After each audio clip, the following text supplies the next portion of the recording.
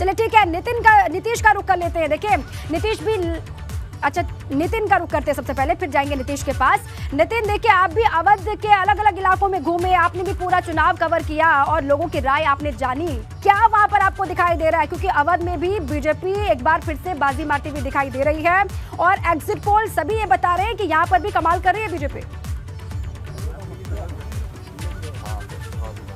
देखिए, मेरे साथ दोनों दलों के समर्थक हैं। बीजेपी के लोगों का कहना है कि जो नतीजे जो आप एग्जिट पोल दिखा रहे हैं उससे ज़्यादा सीटें आने वाली हैं। वहीं समाजवादी पार्टी इस एग्जिट पोल को पूरी तरह से नकारती हुई नजर आ रही है। हम लोगों की प्रतिक्रिया ले रहे हैं कि क्या जो एग्जिट पोल आए हैं, जो सर्वे निकल कर आया है, वो क्या एग्जिट पोल में तब्दील होंगे? लोग क्या सोचते हैं, उनके मन में क्या चल रहा है, आप बताइए किस तरह से आप देख रहे हैं? क्योंकि सारे जो कहा जाए जो प्रमुख चैनल्स हैं या जो सर्वे हैं उसमें तो बीजेपी सरकार बन रही है और भीड़ तो अखिलेश जी की भी बहुत लगातार साथ चल रही थी, तो भीड़ कन्वर्ट क्यों नहीं हो पा रही है? देखिए, जनता सब जान चुकी है वर्तमान में जो सरकार है वो कभी मुद्दों पर बात नहीं करती।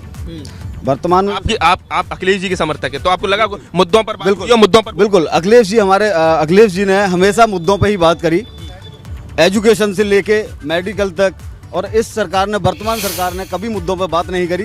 जनता सब जान चुकी है। आपकी सरकार बन रही है, क्या कहना चाहेंगे आप बताइए? क्या स्टूडेंट होने के नाते कहना चाहूँगा, जो ओबीसी कैटेगरी की जो एमआरसी मतलब पिछले 5 सालों में देखा गया है तो सबसे ज़्यादा नुकसान पिछड़ों को हुआ है। चाहे हुआ तो पिछड़ों ने वोट दिया है। ये छात्र हैं, युवा नौजवान जो नौकरी की भीख मांग रहे हैं, तैयारी कर रहे हैं, प्रयागराज, दिल्ली, कलकत्ता, कहीं सॉरी कानपुर, कहीं भी, वो छात्र इनसे नाराज हैं इस बार। हालांकि पिछली बार बहुत वोट तादाद में वोट दिया था, लेकिन जब नाराजगी है, लेकिन वो मुझे लग रहा है सीटों में कन्वर्ट नहीं। देखिए, सीटों में कन्वर्ट हो रही है और 100% हो रही है। आप 10 तारीख को जो आंकड़े देखेंगे वो चौंकाने वाले होंगे। जिस तरह से क्या चौंकाने वाले होंगे? देखिए, हम लोग बिल्कुल कतई विश्वास नहीं करते हैं जो चैनल्स पर सर्वे चलाया जाए, जो भी आंकड़े आए हैं, एग्जिट पोल आए हैं, हम उस पर 1% यकीन नहीं कर रहे हैं। क्योंकि वो आंकड़े आपको पहले पश्चिम बंगाल में जिता रहे थे, वही आंकड़े आपको दिल्ली में जिता रहे थे, तो हमको कतई विश्वास नहीं। हम सीधे जनता तारीख का इंतजार है। देखिए, ये गौरव जी हैं, बिल्कुल यूथ समाजवादी नेता। आप बताइए, मैं आपसे रिएक्शन लेना चाह रहा हूँ, क्या लग रहा है? सरकार तो बीजेपी की बनती थी, सारे सर्वे फेल होने जा रहे हैं, अखिलेश जी की सरकार बनने जा रही है, 100% सरकार बनने जा रही है। आप अपने साथ में जो लोग व्यक्ति खड़े हुए पूरी तरह सहमत हैं?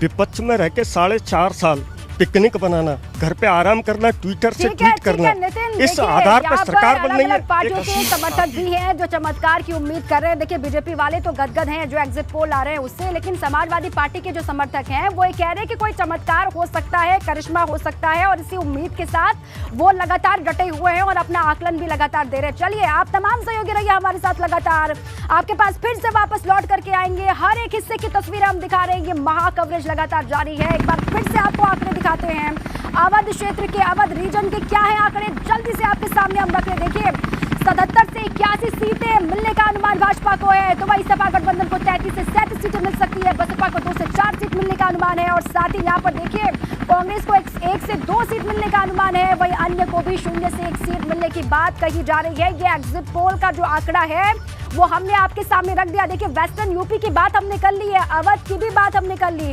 पूर्वांचल बुंदेलखंड का भी हाल दिखाएंगे। एग्जिट पोल के बाद वहां की जनता का अपना पोल क्या है, वो लोग क्या सोच रहे हैं, ये भी जानने की कोशिश करेंगे।